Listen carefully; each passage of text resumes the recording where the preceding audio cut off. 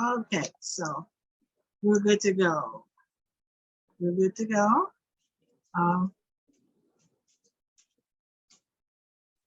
Hi, Elder Evelyn. All right, so we're ready to start on tonight. We're talking about lace, love applied can endure. And we're excited about what we're talking about tonight. We're talking about the Father provides protection. And this is really an important one.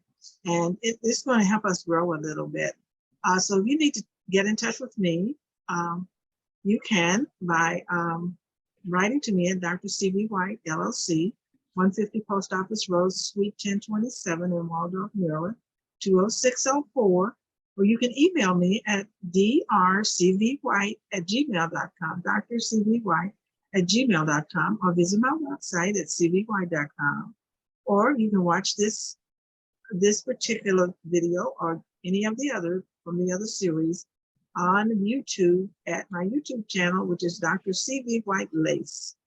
Okay, so also I have lots of books out there that this really can help you grow and just make a difference in your life. And they're on Amazon, all but one. All of my books are on Amazon. You can just put in C.B. White or Dr. C.B. White or Cynthia V. White, and they will come up if you don't remember the names of them. But anyway, you can get those on Amazon, except one of them, which is you have to get on Barnes and Noble, and that one has to do with the series that we did when we did I Am a Son of God. So let's jump into this. Let's jump into what we're going to start on tonight. The Father of the Bride. The Father protects. Okay, so one of the things we want to understand before we start on tonight, one of the reasons we don't enjoy the protection of the Father is because of fear. And so we must not fear, and because of lack of trust. So we have to understand that these are just a few of the things that Father protects us from. There are so many more, but I'm covering enough on tonight so that we can get the general idea. Hi, Inez, welcome. So that we can get the general idea and understand about the protection of the Father. I know that I didn't understand it the way I should, and so I stayed in fear a lot. And sometimes I still have to remember not to fear. As we get ready to go through this, I want you to remember that whenever the Lord spoke to somebody, and even when Jesus did it, I was speaking to a young man about raising his daughter, healing his daughter, ended up raising her from the dead. He said, fear not. Fear not, for he is our protection. So he protects us from a lot of things, but these are the only ones that we're going to cover, because I just want us to fully understand this. And once we understand it, that will be good. That'll be a growth place for us, and we will recognize the other areas of protection as we read and study the Bible. So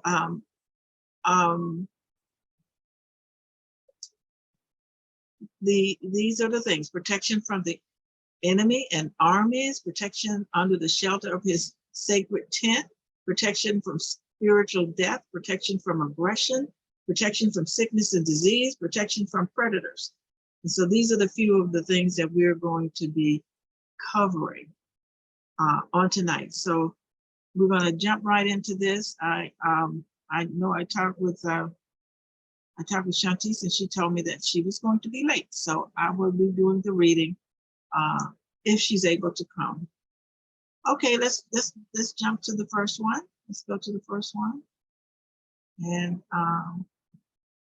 okay, the Father protects. Protection from enemies, protection from armies, protection under the shelter of his sacred tent. So let's take a look at this. Let me just say, before we get started with this, that we're just going to cover some of these definitions, but I'm going to go ahead and read it. I'm going to go ahead and read it, and remember, I highlight the areas where we're talking about the subject that we're talking about, and the words that apply in this particular scripture. And this is Psalms 27, verse 1-6 in the NIV.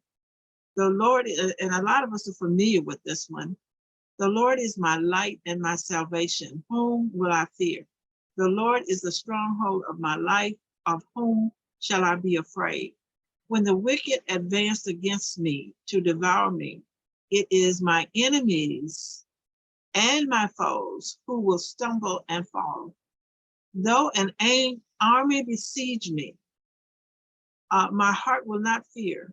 Though war break out against me, even then I will be confident. One thing I ask of the Lord, this only do I seek, that I may dwell in the house of the Lord all the days of my life, to gaze on the beauty of the Lord and to seek him in his temple. For in the day of trouble, he will keep me safe and dwelling in his dwelling. He will hide me in the shelter of his sacred tent and set me high upon a rock. Then my head will be exalted above the enemies who surround me and his sacred tent. I will sacrifice with shouts of joy. I will sing and make music to the Lord. Okay, so one of the things we want to jump in on this particular one is David is talking about being protected. He's talking about him being protected from these things, from enemies and from armies. He said me, he didn't say us, he didn't say we, he said I. So we have to understand that he's talking about his own personal self. Now, who are the enemies that is mentioned in this passage? In the Hebrew, that word means people who hate you, people who dishonor you, people who are hostile or opposed to someone. That would be you. And of course, people who are a friend of the world. If they're a friend of the world, they're no friend of yours if you're saved. If they're a friend of the world, let me repeat that, they're no friend of yours. And by the way, this includes family members. Family members, when they start operating and allowing the devil to use them to come against you and do things against you, guess what? They are your enemy at that point. But the good news about that, because I want to say that before I leave this and go on to armies, the good news about that is we're supposed to love our enemies. We're supposed to forgive them, and we're supposed to do something good to them. So the first people that we would be loving are family members who are our enemies, who position themselves to let the devil use them. So we want to make sure that we're not turning our heads and throwing our family members under the bus because they act like enemies, which they are if they're not following the word of God. So how about armies? An army is an organized, and there's two definitions of this in the Hebrew. An army is an organized force equipped for fighting on land. But the definition we're looking at for this particular passage is a large number of people or things formed or organized for a particular purpose. Now, so the army that might be against you, and I'm bringing it down to our day's terms so that we can understand it. It might be an army of businesses. It might be an army for profit, of businesses for profit. It might be for nonprofit. When you say, how can a business be an army? Well, a franchise is. Franchise, that's an army. That's a group of people in business together, you know. So if you have a complaint and you go to the head of the franchise, you're dealing with the whole group. How about that? An army of lawyers. Lawyers, and I'm just using examples so that you can get an idea of what we're talking about. How about an army of governmental services, an army of social services, an army of voters, an army of photographers, and just anybody can think of any other group like that that would be an army of something. Anybody can think of one? Can anybody think of one?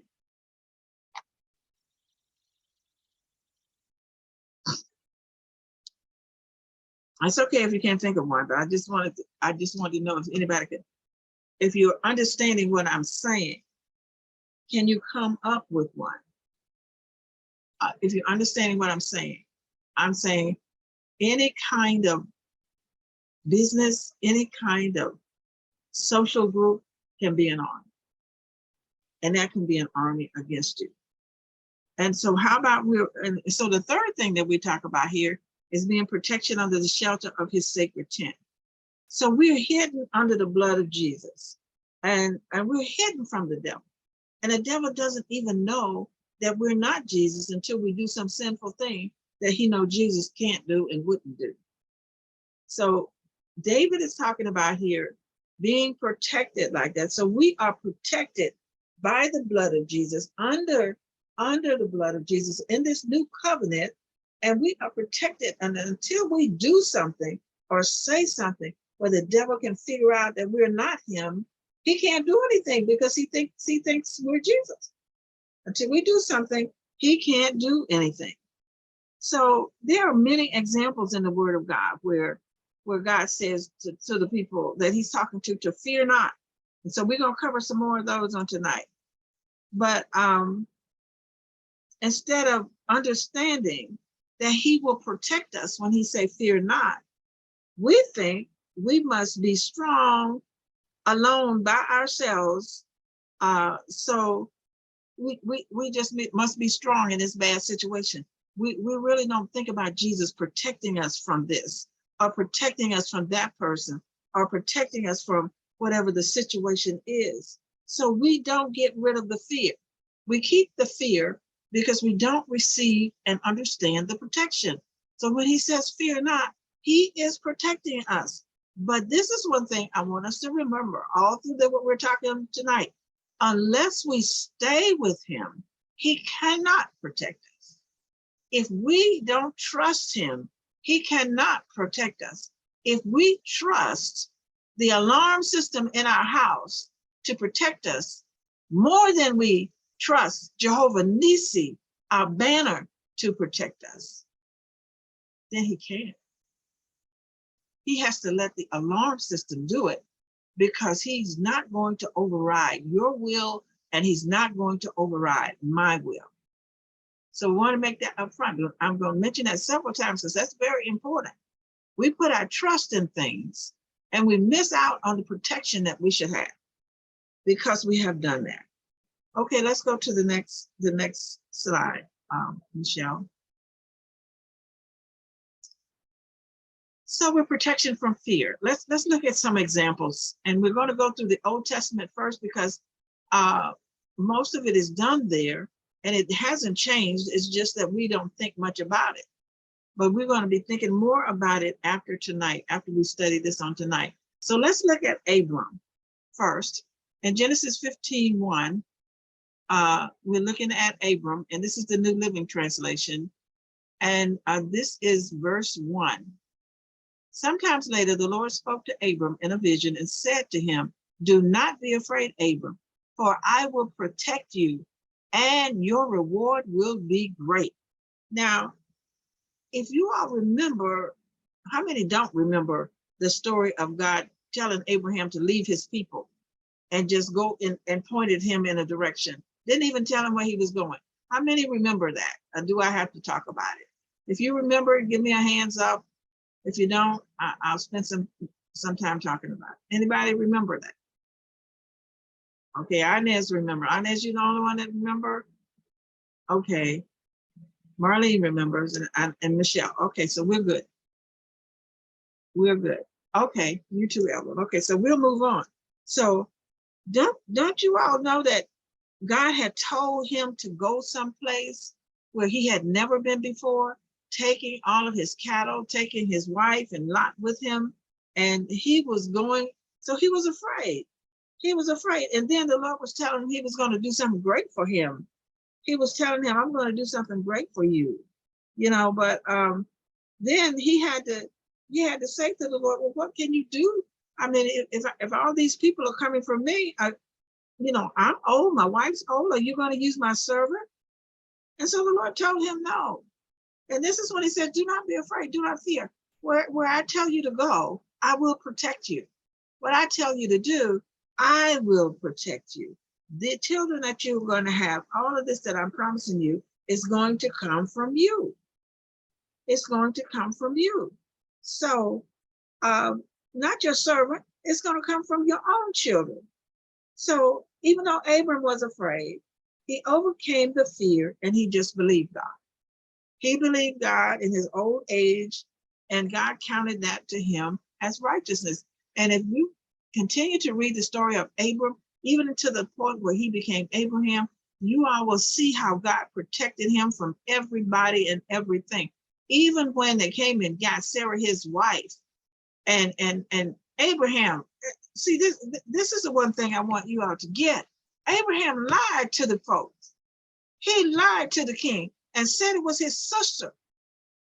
And so he did that twice. And so the king didn't know that it was his wife, but the Lord protected Abram anyway. Even though he had lied, he kept his word and he protected him. So that's a lesson for us.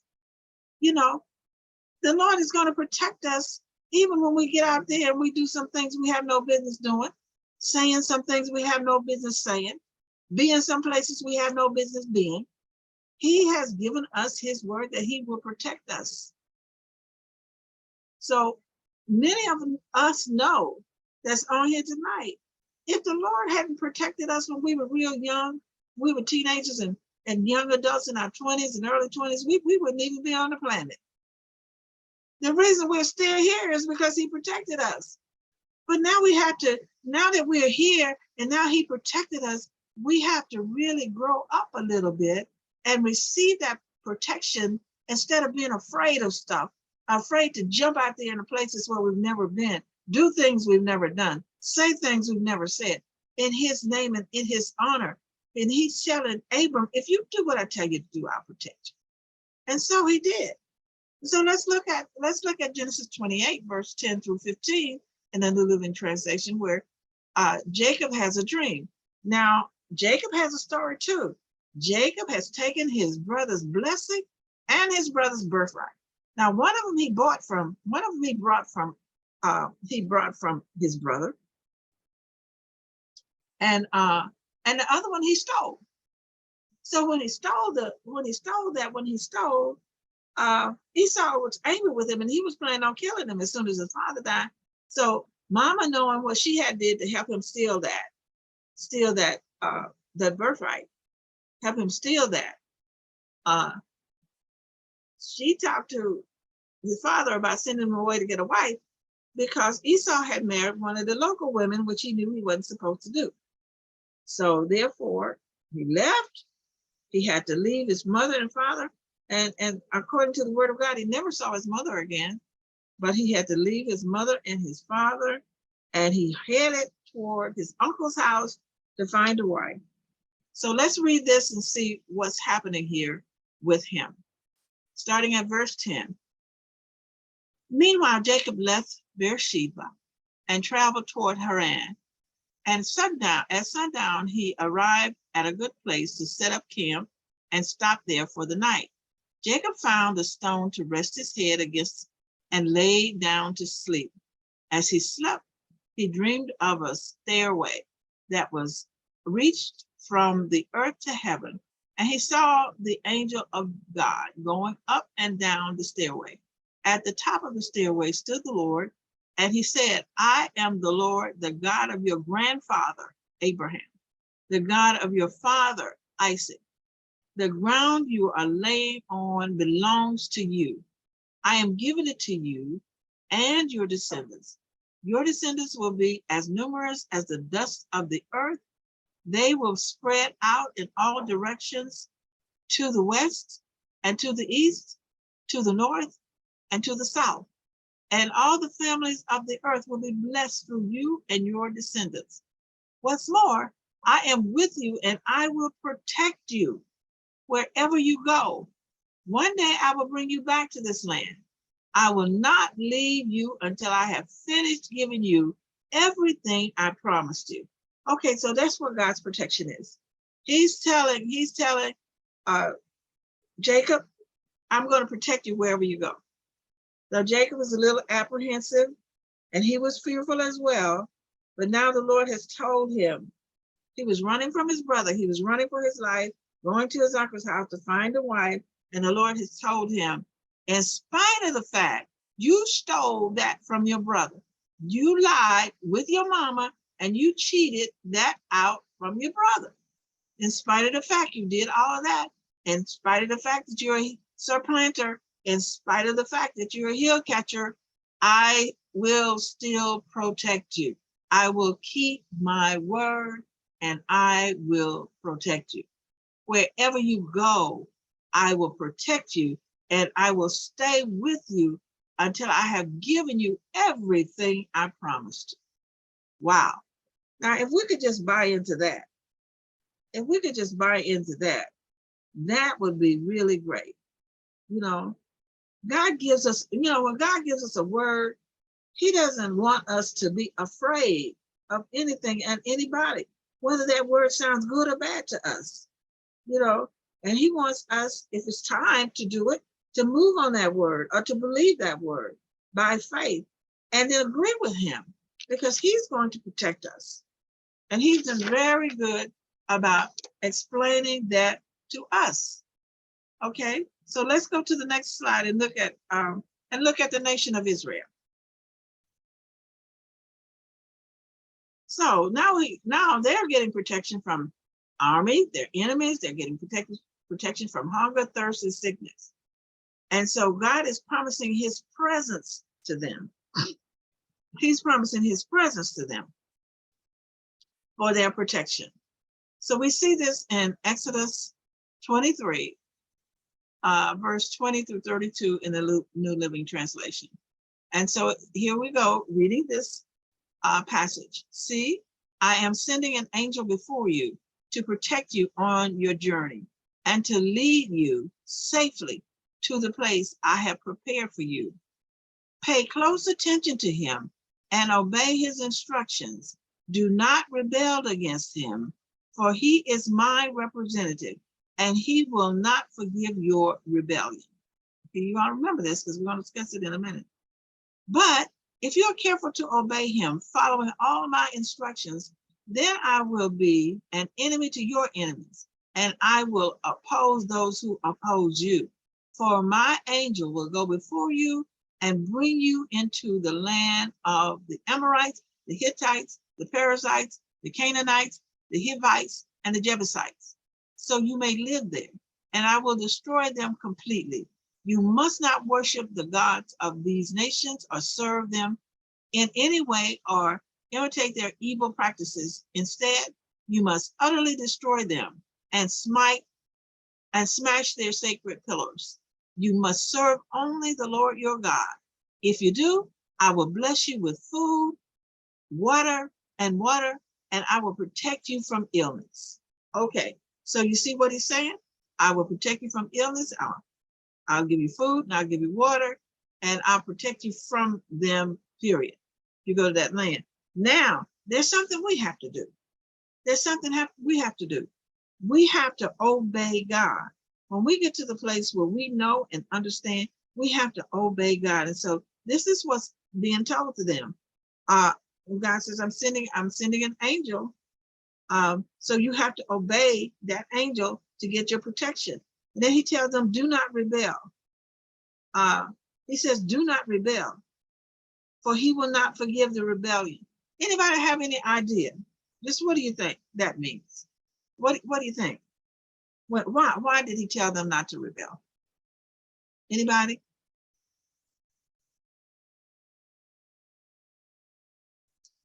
Nobody has an idea why he told them not to rebel? How about he told them not to worship other gods? Why would he tell them that?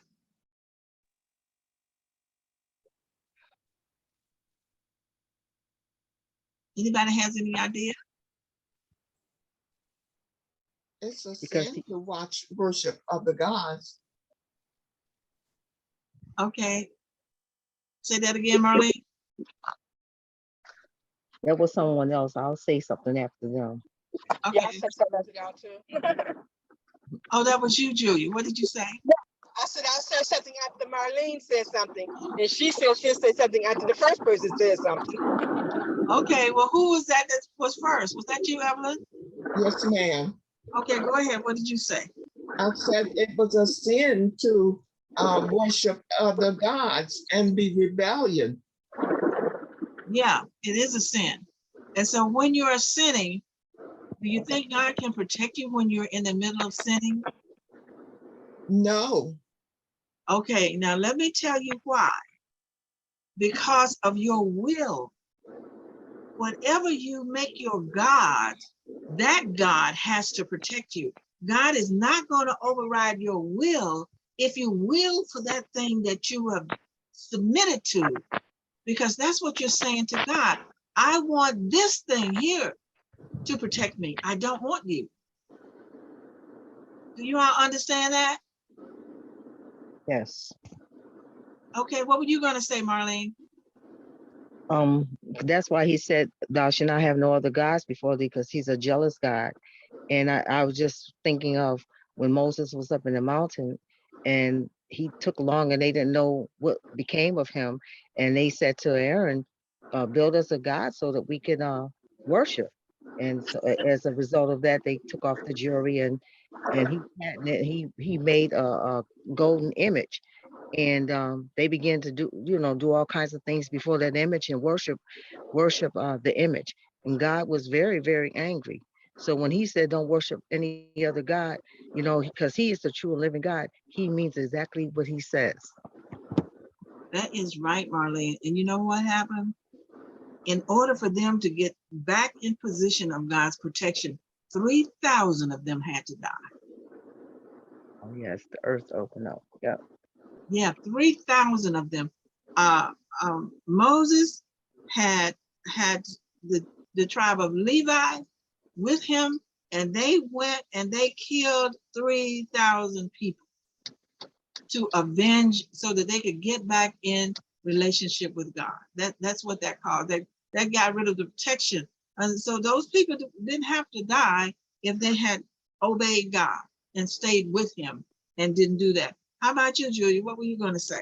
I was going to say that it was also during that time because it was their custom to make golden images, and God had to remind them, no other gods before me. So that means you don't want to default to what you were used to before you knew who God was. And that's probably was in their tradition to make golden images of various things. So that's what I was relating to as well too. And so God had to show them that they disobeyed by killing the 3,000 people and making a point. And that is absolutely right. And so that's, and there's one more thing that we need to cover. What else, Julia? I'm sorry to say. Okay, I said, there's one more thing I wanted to make sure that I cover before we leave this particular slide. Okay. He said, you must destroy their gods, and you must smash their sacred pillows.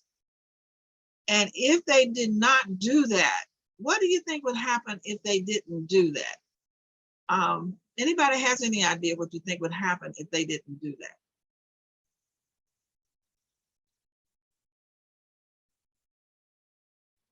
Let me give you a little hint. When you associate with people doing stuff, guess what happens? What happens? You start doing what they do. Yes. Association brings on assimilation. Yes. So that's why God told them to get rid of that, because if you don't, you'll start doing what they're doing and you'll be in a lot of trouble. And they will lead you from me, and I can no longer protect you. So here we are. We have Emmanuel with us. We have God in us. We have God with us. But we know in Matthew 6:33, he says, all of those things that he was saying in Matthew 5, 6, 7, 9 through 10, all of those things that he said that we could have, and how much he loved us and how much more important we are than the lilies of the field and the fowl of the air, and how he will feed and clothe us. And he says, all we have to do is seek his kingdom first and his righteousness, and these things will be added. Okay, so if we don't seek his righteousness as his kingdom first, then we take the risk of not being able to get what he said, because we need to do that. In the last few sessions, we were talking about wisdom, and wisdom was telling us what we needed to do so that she could protect us. So and wisdom said, if you obey me, I will protect you. So we need to obey wisdom. Wisdom tells us how to deal with people, what people to deal with, how to handle certain people. And it's right there in the word of God. We went over that over the last sessions when we were talking about the Father provides wisdom. And then trust. We talked about fear already, but trust God. Whatever we put our trust in, that becomes our God. That's why God tells us in the spirit, we are not to trust people. We're not to trust organizations. We're not to trust things as if they are our God. If they're going to do something for us, we are to trust them in a natural sense and to believe that God is our source and he will use them as the source. But he is the source. He's the source. He's the one who gives us the job. He's the one who answers the prayer. He's the one who makes sure we have food, because he makes sure that we get to where we can work so that we can take care of the things that we trust people to do. He's the one that gives us favor when we get to the bank, or he's the one that teaches us to be a good steward and have good credit so that when we get to the bank, we can get the money if we want to borrow some. He's the one. He's our source. So he's saying, okay, as long as you stay with me and trust me, because I can deliver. I can deliver. The people can't deliver.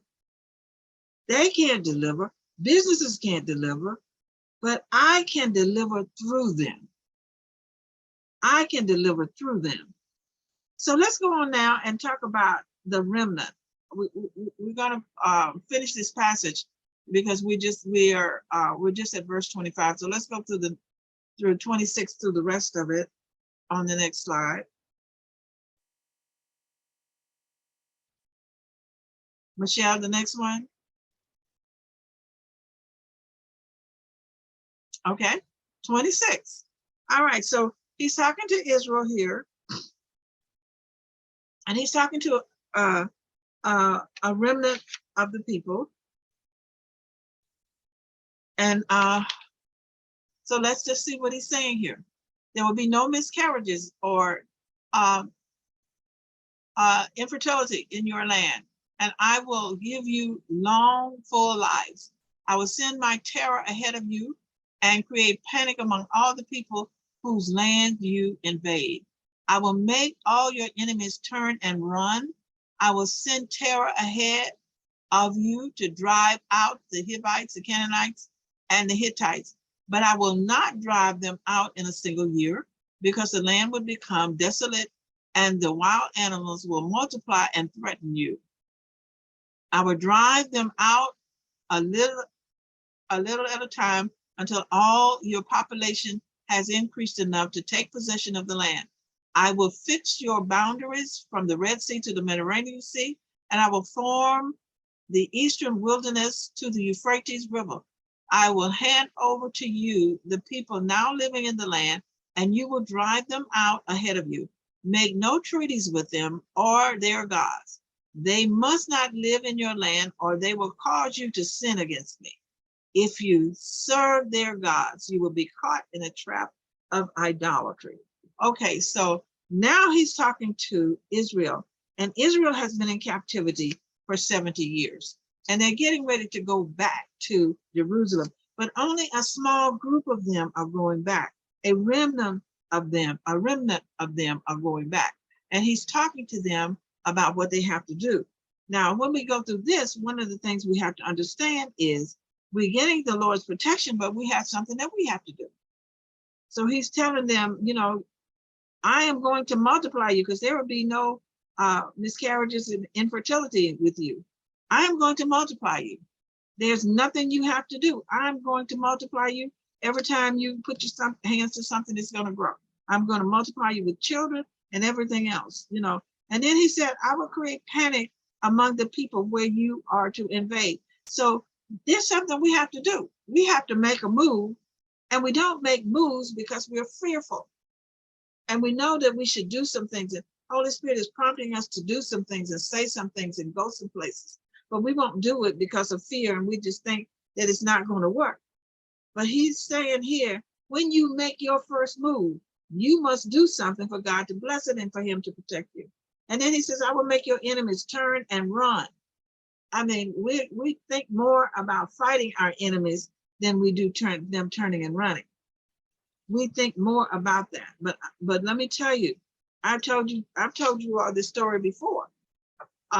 Those of you that were on here early on when we were doing the first session, back when we were doing the 14 Habits of Love, I told you all this story before, but there may be, maybe Julia, you weren't on here, so I'll share it with you. My daughter and my son and his wife used to live here years and years ago. And they're both gone on home to the Lord now, but they were living here at that particular time. And she was home alone. We were gone. And somebody came to my carport door trying to break in the house. They were trying to break the door down. And she heard them and she was scared and she said, who is it? And just enough for them to be, because she was scared. And they heard her. And she said they ran like the police was shooting at them. They ran, they jumped in their car, they speeded and they turned around and they took off. And she said, it shocked me because I was scared and I was just saying, who is it? And they acted like I had put a girl in their face. You see, I expect Jehovah Nissi to take care of me. He protected her and my property when I wasn't here. And I have traveled all over the world in many countries by myself. And I expected Jehovah Nissi to take care of me. You know, and I told you guys, I went places like Japan and Guam by myself because I was working and my job was sending me there. I'm going places I've never been before. I'm going places where I don't speak the language, but I went and God kept me. I got there and I came back. And it was well and it is good. So this is something that we have to understand about our enemies. When God tells us that he wants us to love them, to forgive them, and do something good for them, he intends to protect us. That is his thought. He's not setting us up for them to beat us up and do us wrong. But if we don't obey him, he cannot protect us. We have to protect ourselves at that point. So then he tells them, I will not do all this at once because I want to protect you from the wild animals. There's not enough of you going back. It's just a remnant. It's just a small group of you going back. And all of that empty land, the animals will multiply and they will threaten you. I don't want that to happen. So I'm not going to give it to you all at once. I'm going to give it to you as your population grows so that you can actually occupy the land and be safe from all the wild animals. So when we think about that in our terms of our own self, God's not going to give us stuff we can't handle because he has to protect us. If we can't handle it, we're not going to get it all right now. But just like we talked about in the last slide, he's going to stay with us until he gives us everything that he promised us. And I'm just excited about that. I think Julia's on here. She had a beautiful prophecy last year. Last year, at the beginning of the year, the Lord said he was going to bless her in her business. That was last year, a year before last. Was it last year, Julia, or a year before? You still there, Julia? Okay, so maybe she went somewhere. But anyway, he told her he was going to do it. So he's going to do it. And she told me that he was doing it. So then he said, I will give you a set place that cannot be taken from you. So whatever he's giving you, it cannot be taken from you. So therefore, He tells them what we just discussed in the slide before. Do not participate in idolatry because you would be caught in a trap. If you do, you'll be caught in a trap. So we talked about what that trap was. You know, God can only help us if we trust him. If we're willing to trust him, he can help us. Okay, so let's go on to the next slide. I don't want us to be late here. I'm watching the time. Okay, I put up some more here in the Old Testament before we go to the New Testament, because I just wanted you to see them. And like I said, there's a lot more of them, but I'm not going to try to cover them. But let's just cover this one here. This one is Isaiah 52:12, where he says, I will not leave you in a hurry. You will not leave in a hurry, running for your lives, for the Lord God will go ahead of you. Yes, the God of Israel will protect you from behind. He's talking to the remnant that's going back. He's talking to them that's going back to occupy Jerusalem. Now, if you all don't know the story, when they got ready to go back, the king gave them all of that silver and gold and all of the priceless stuff that was in the temple. And the people went back in the book of Ezra. They went back with Zerubbabel, and they went back with Ezra, and they had all of this expensive stuff out of the temple. They had all of the things the king had given them to live on, and they had a lot of wealth that they were traveling with. But then they had to worry about bandits taking it from them because they were walking and they had no protection. And so Ezra had to pray, Zerubbabel, praying for protection while they carried all of this wealthy stuff back to Jerusalem from Babylon, you know. And so that was a very, very, well, they weren't at that particular time. It was Cyrus. They weren't in. I think it was King Cyrus that was sending them back, but it wasn't the one that captured them, but sent them back with great wealth. And so God says, "I will protect you." He said, "You're not going to have to run for your lives from people trying to take your stuff." Do you all hear that? God says, "You're not going to have to run for your lives for people trying to take from you. That you trust me, believe me, and obey me." Now, one of the things in our day and time, we're going to have to listen to wisdom, because wisdom is going to tell us not to do stuff, you know, and not to position ourselves for people to take from us, you know. So then in Isaiah 58:8, it says, "Then your salvation will come like the dawn, and your wounds will be quickly healed, and your godliness will lead you forward, and the glory of the Lord will protect you from behind." So they were receiving protection. Now, one of the things that we have in here, Isaiah 58, let me just explain what was going on there. They were fasting in Isaiah 58 and nothing was happening. And so they asked God, well, we're fasting. Why aren't we doing this? Why aren't we being protected? Why is this not happening? And so then if you go read Isaiah 50, this is just verse 8. I'm not going to cover the whole chapter, but if you go read it, you will see what's going on with that. Because they were not fasting correctly, the Lord said, I can't help you. You know, you need to fast correctly. And the Lord told them what they must do to maintain his protection. And he told them, look, you have to stop forsaking my command. You have to stop exploiting the workers that work for you. You have to not be unjust to the people. You got people in chains because you're being unjust. You have to loose these chains of injustice. You have to share your food with the hungry. You have to provide shelter for those that are poor. You're not doing that.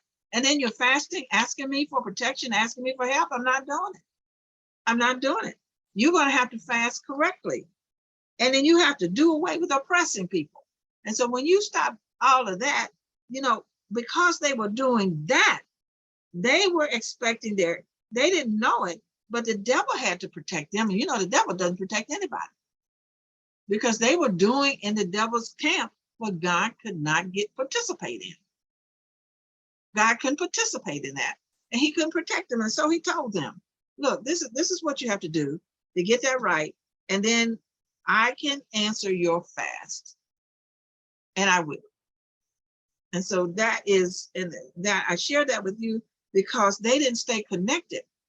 They went and did all of these things against the people, and they didn't stay connected with God. And then God said, I can't protect that. You didn't stay connected with me. You're not expecting anything from me if you're doing that, because I already told you what you had to obey my commands. I already told you you had to follow the commands. And none of these are my commands. And so therefore I can't help it. All right. So let's go on to Jeremiah. And we see in verse, we're on the same one, still on the same one, Michelle. Jeremiah chapter 1, verse 8, where the Lord tells him, and don't be afraid of the people, for I will be with you and I will protect you. I, the Lord, have spoken. And when Jeremiah said to the Lord, well, I'm a child. I'm just a child. How am I going to do that? And the Lord told him, don't be afraid to do it. I will protect you. I'll protect you from the people. And then in chapter 15, verse 20, he says, and those people are going to fight against you, Jeremiah. They're going to be attacking you like an army. Remember we talked about the army a few slides ago? A few slides ago, we talked about he protects you from armies. He said they're going to be protecting you, attacking you like an army. They're just going to come against you as a fortified wall of bronze. But they will not conquer you, for I am with you to protect you and rescue you. The Lord, I, the Lord, have spoken. So therefore, Jeremiah was going to have to stand still and see the salvation of the Lord, because the people were going to fight against him like an army. And God said, you keep doing what I told you to do, because I'm going to protect you from them. And you know, one of the things that I have noticed before we go to this last one, people who brag and are really proud about what they're going to do to somebody, they do find out that they can't do that kind of stuff to the people of God. They do find out that they can't do it. Well, I'm going to do so and so and so and so, and I'm going to do so and so and so and so, you know. And the greatest example I give, because I will never forget it, I always give that example, and I've given it about 5 or 6 times. So you're getting ready to hear it again. You know, my father was an AME pastor, and he did that for 50 years. He was also the delegate from his district to the conference that they have every 4 years, where they select bishops. And he was telling this story. This is a true story, but he was present. He was present. I mean, we all heard the story when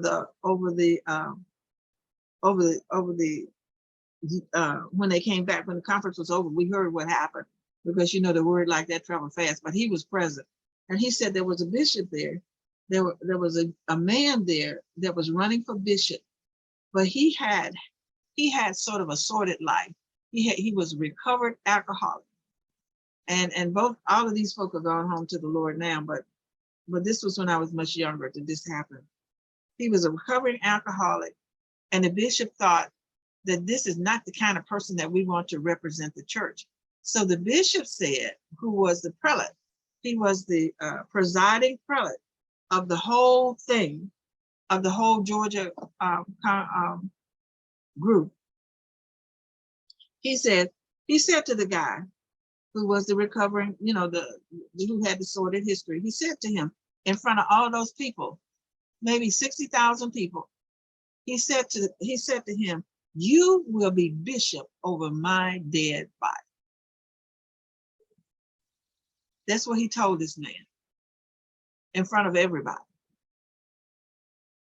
And that night, he died in his sleep, and the man became bishop the next day. You see, Jehovah Nissi will protect. And the man didn't have to say a thing.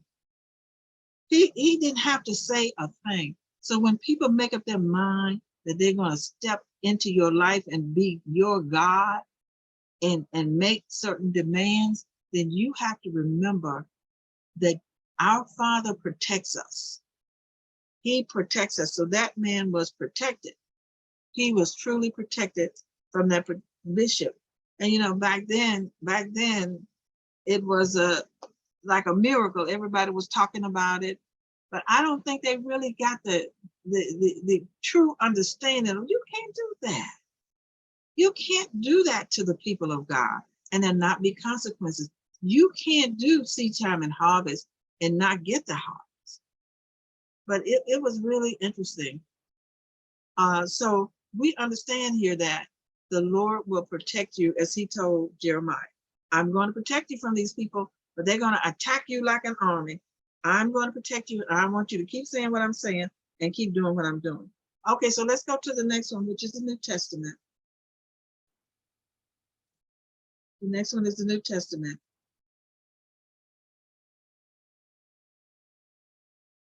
Okay, so we're going to look at the New Testament now. I said all of that I said before is because we still have all of those blessings. We still have all of those blessings that were said back then. We have the blessings of Abraham. Remember, I started with Abram. We have the blessings of Abraham, and everything that Abraham could have, we have also. You know, and I started there because I wanted us to come up to this place of understanding where we are, understanding that the Father protects us, and we must not fear. We cannot fear people making us anxious and making us, our hearts beat fast and making us concerned and worrying about things when God said, I will protect you. I will protect you. When people let the devil use them to attack you, he says, God says, I will protect you if you obey me. And so if you see a person attack you, I don't care who they are. They can be your family member, they can be your parents, they can be anybody. But if you know that they're attacking you and you haven't done anything, then you know that that's your enemy and you love them. You do something good for them and you forgive them. And then you let God be God. He's the one that protects you from them. He's the one that protects me from them. And so that's what we have to do. We have to let God be God. Now, usually when we have these studies like this and we have these sessions like this, everybody say they always understand. But then when they get home and people do mean and hateful, hurtful things, we get hurt. And we want to open our mouth and we want to respond incorrectly. So we're going to have to grow up a little bit. We're going to have to understand that God wants us to be protected and he wants us to do what we have to do to stay protected. And we must do that. We can't be upset with people. We can't be upset with organizations. We can't be upset with businesses. When they become our enemies, we have to obey Jesus so that he can protect us. We need him to protect us. So even the devil knows that God will protect us. The devil knows that God has angels protecting us to keep us from even stomping our foot. And you know what? We don't pay any attention to that. None. We don't call on our angels to do nothing. They're going around unemployed. Okay, so how do you know that? In Matthew 6 here, in Matthew 6:4-6 in the New Living Translation, in Luke 4:10 in the New Living, it's what the devil is saying. Let me read this to you. The devil said to Jesus and said, if you are the Son of God, jump off, for the scriptures say, he will order his angels to protect you, and they will hold you up with their hands so you won't even hurt your foot on a stone. Wow, we don't believe that because we still keep attacking people. We still keep trying to get away from people instead of praying, forgiving them. And this doesn't mean staying in a physical space, but I mean, get away. Get away. Sometimes you just can't get away and hide. You don't have to fight. You just have to love them. It works. You just have to obey Jesus about what he said to do when you're dealing with an enemy. So the devil knows that. And then in Luke 4:8, I'm skipping one of those. He says, for the scriptures say, he will order his angels to protect and guard you. To protect and guard you. God will do that when we line ourselves up right with him. When we try to live a holy life, when we try to obey, God will do that. And, we must use the tools, we think we have to protect ourselves. So, we know we have angels that are supposed to protect us, but, we don't demonstrate, we know it, but we don't demonstrate it because we don't call on them, and we still fight people. We still fight people. Now, in Matthew 26:53 here, this is very much true because this is what Jesus said. This is what Jesus said to the people who came to arrest him in the Garden of Gethsemane. When they came to arrest him, in Matthew 6:53, Jesus said, "Don't you realize I could ask my Father for thousands of angels to protect us, and he would send them immediately." Now, Jesus was getting ready to give up his life, but he said, if I choose not to do this, if I choose to disobey my Father, he will still send those angels. That's what this is saying. But I don't choose to disobey him. I choose to obey him because he's going to protect not only me to get me through this process, but he's going to protect everyone who signs up under my blood. Everyone who trusts and believes in me, he will protect them if I just obey him. But if I don't want to obey him, he will still protect me. This is what he was telling to the ones that was going to arrest him. Because he knew. He knew that God would keep his word even if he didn't. So now, what I'm saying to us, to grab a hold of this, God will keep his word to protect us even if we don't do what we're supposed to do, even if we don't obey like we're supposed to, even if we don't do what love people like we're supposed to do. He will keep his word and protect us. And so Jesus didn't even wink about that. He told them, he said, God, my Father will send thousands of angels to protect us. He didn't say me, he said us. And he will send them instantly if I ask. So he's saying to you, he's saying to me, our Father will send thousands of angels to protect us instantly if we ask. Sometimes we need to call Michael, the warring angel. Michael, help. And sometimes we just need to call those assigned to us. And we can get help if we respond correctly, if we respond according to the word of God. And so Jesus said in John 17, verse 11, when he was praying to the Father about us, he says, now I'm departing from the world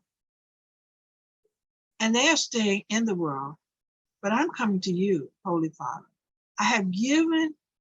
You have given me your name. Now protect them by the power of your name so that they will be united just as we are. So here's another thing he gave us for protection, his name. We can call his name. We get in trouble, we can just say, Jesus, I did that. And when I did that one time, I raised my son from the dead. He was dead and I put my hands on him and I just said, Jesus. And he woke up. He was dead. His heart wasn't beating. His heart wasn't beating. I remember one time I was sitting on the floor in his apartment. His blood sugar was so low and his heart rate was so low, it would stop. And I just put him and I said, Jesus, Jesus, Jesus. And it would start again. And I called 911. And his heart would stop again because I got my hand on his chest. I can tell when it stopped. And he would stop breathing. He would stop breathing and his heart would stop. And I would just, Jesus, Jesus, and it would start again. And then I said, Jesus, Jesus. And I just kept saying it. And then his heart rate came up a little bit. And this was a couple of years before he actually died. And they came And they gave him something to speed up his heart rate and some oxygen so that he could recover from that low blood sugar. But his name, sometimes instead of yelling out at people, sometimes instead of getting anxious and upset with people, sometimes instead of thinking that we are being treated bad, we ought to just say, Jesus. And that's it. Or Jehovah Nissi. And that's it. We're going to have to grow up so we can start doing this the way God intended for it to work. Instead of us having to depend on mercy, let's do what he told us to do.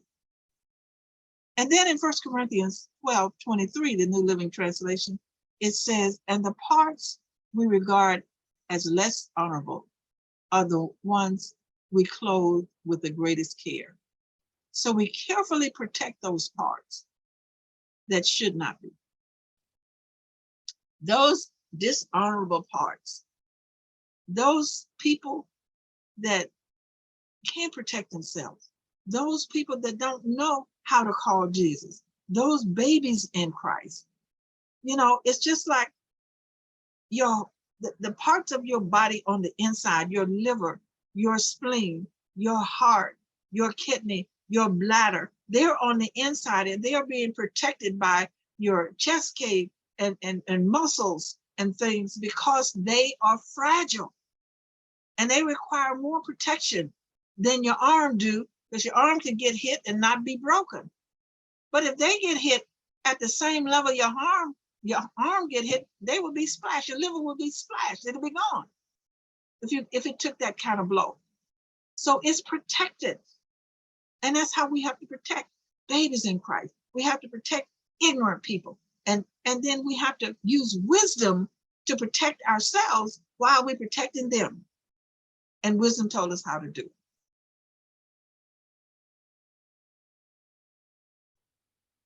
So there's protection in his name. We're in a season right now where only 30% of us are still going to church. I told you all this before. 8 or 9 years ago, 70% of the people in this country were still going to church. Now only 30-something% are going. And they're saying that Christianity in a few years is going to be the smallest religion. And that's not going to happen because we are going to pray for the evangelism. We're going to pray for evangelists.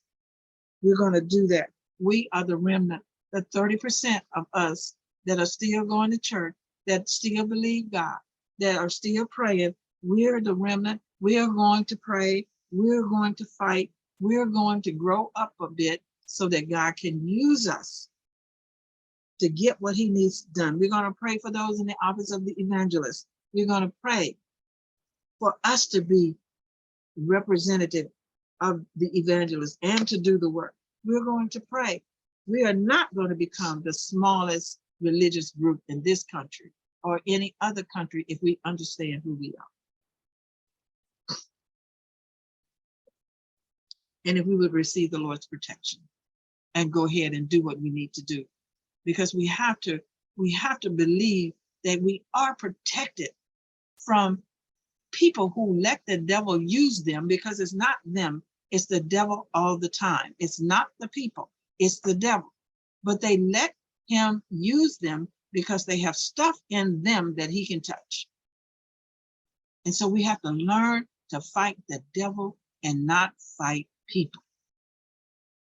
But it's better for us when we understand that our Father protects us while we're doing what he told us to do, while we're operating in obedience, while we're loving people the way we're supposed to, forgiving people the way we're supposed to, living by faith, standing on the word. While we're doing all of that, our Father protects us from people who would discourage us by letting the devil use them, discourage us from encouraging our family, discourage us from moving in ministry, discourage us from saying something to somebody for fear of what's going to be said to us. We are protected by our Father.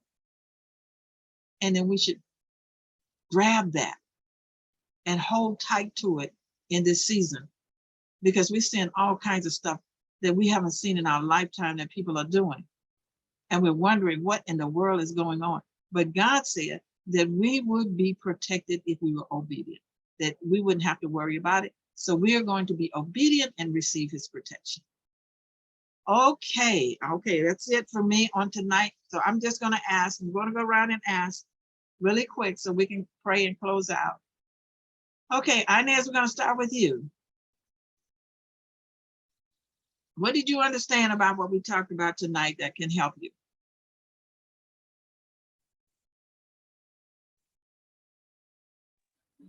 What was your question? I'm sorry. It's on mute, so I was trying to. I said, what did you learn tonight from our discussion that could probably help you grow a little in your walk with the Lord?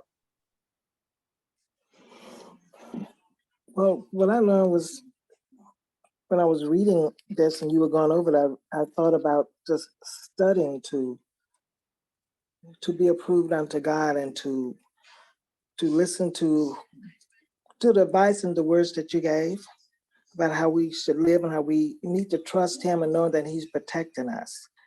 He watches over us as we go. He prayed for us. That's why we know that we should pray. Okay, that's good. That's good. I do that sometimes, Inez, when I know that I need something. I said, Jesus, are you praying for me? Because he's at the throne of God praying for us. That's what the word says. I said, are you praying for me? Do you see me? I need you to pray for me right now. Okay, anybody else? How about you, Evelyn? I thank God for his angels that they protect us and guard us from the things that unseen things as well as seen things. They even once we they help us even when we stump our toe.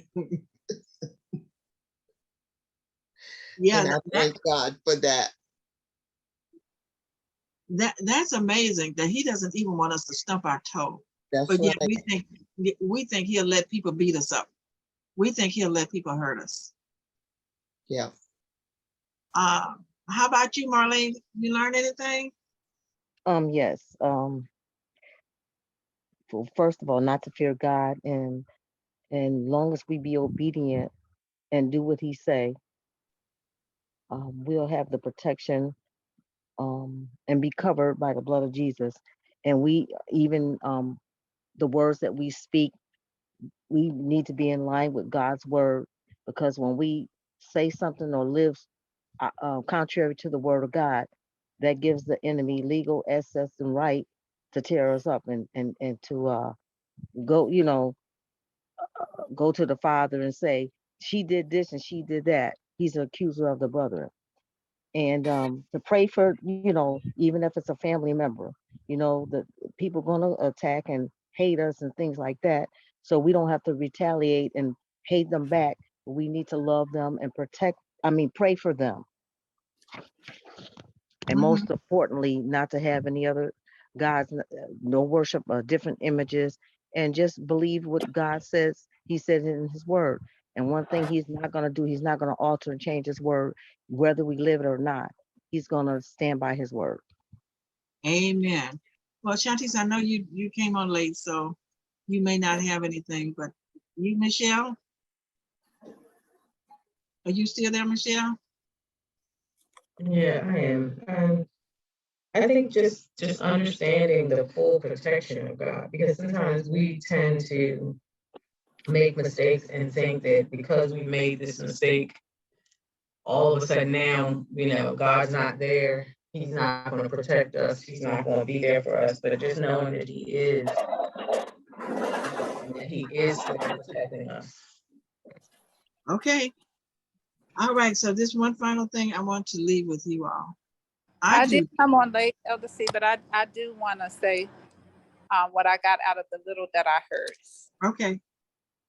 And that was what you were sharing about understanding that it is the enemy behind the person that's so dear to us or dear to our hearts, and most of the time it is someone that's close to us.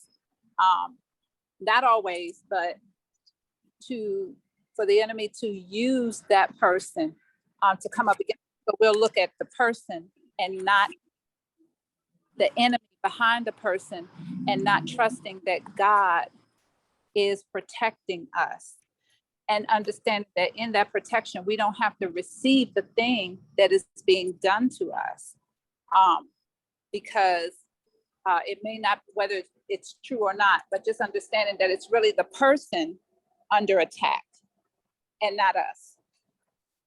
And that would allow us to love them, to pray for them, to do all that Matthew 5:44 tells us to do.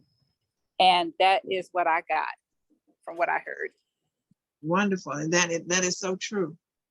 And the thing I wanted to leave with you guys was, let's stop giving circumstance credit for God's word. Have you ever been in an almost accident and it seemed like just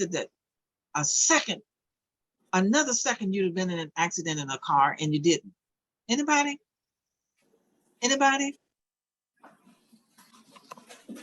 Yes, yes, I ma'am. know I have, and years ago when I first came to DC, there was a situation that happened on the Sousa Bridge. Those of you that live here know what I'm talking about. And there was an accident, and that the car that would have been pushed into the river, somehow or another swerved out of the way of the car and didn't get hit. The one in front of it got hit or something. I don't remember the story, but what happened was the car evidently was coming from a car wash, and there were handprints on the trunk of the car that couldn't be washed off. And so what we do is, we can't be like the world is saying, oh, I was so lucky. Oh, this was just something, man, it almost happened. That was the angels of the Lord watching over us and taking care of us when we get into those almost situations, and we get free and nothing happens. And we just missed it, like I did when I came home, and I wasn't on that bridge when Air Florida hit the bridge and killed the people that would have been in front of me and behind me, because I was with those people. I went home early that day. I had a hard time getting home early that day. We had a blizzard here. And I maybe someday, if you all are interested, I'll tell you the whole story. I can't tell now because we're out of time. But I know that I would have been on that bridge if the Lord had not put me off and sent me home, because the water broke in my house, and I was supposed to be an insurance company that couldn't show up because it was too much snow. I don't even know how I got home, but I wasn't on that bridge when that plane hit. And the angels of the Lord brought me home and got me across that bridge. And I want everybody to really think about that. What things in your life that almost happened, that didn't happen when God was protecting you? Not the things you did. We already talked early on about the stuff we did that we should have been off the planet for because of what we did, but stuff that we had nothing to do with. God still protected us. Can you all do that? Just think back over your life and just give God glory and praise for what he has already done. He's already done. Okay, Michelle, take it down. Let's pray. Our time is up.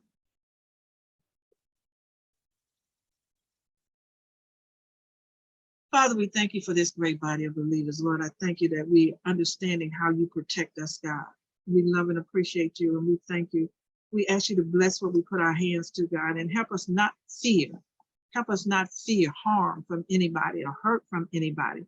That it is Romans 8:28 is working out for our good because you have protected us from them. You have protected us from them allowing the devil to use them to get us in situations where we don't respond properly. We are paying attention, God, and we're receiving your protection. And we're going to stand on your word, and we're going to do what it is you need to do in this season to help you bring the body of Christ back to you and bring the people into the church that have left. God, we thank you for it right now. We praise you for it right now, for every city that's represented on here right now. We thank you, God, for it. We thank you for every town that's represented by those people that are present here on tonight, that you would visit them, God, and make sure, God, that they understand that they are protected in that physical space. And we love and appreciate you, God. We thank you for our family members. We thank you for those that are covering us spiritually. And we thank you for our government. For we know that you have a plan, and we're in agreement with your plan, that you're working it out. We love and appreciate you. In Jesus' name we pray. Amen. Amen. So we got a couple more subjects to cover before we go to the next one. We're going to talk about the discipline of the Father, and we're going to talk about the gifts. And when we talk about the gifts, it's going to be different. I think most of us have heard the spiritual gifts. We're going to talk about the gifts, how to use them in the natural. Those spiritual gifts, how to use them naturally. And that's going to be exciting, because we usually talk about how to use them spiritually. But we're going to talk about them being a part of our everyday life, the way God intended us to use them. Amen? All right, Amen. that's it. Good night, everybody. Good night, Good Emily, night. Good Good night. night. Marlene, Good Shanti, night. Inez. Good night. Good night. Good night. Good night, everyone. Enjoy you. Good night. everyone. Good night, everybody.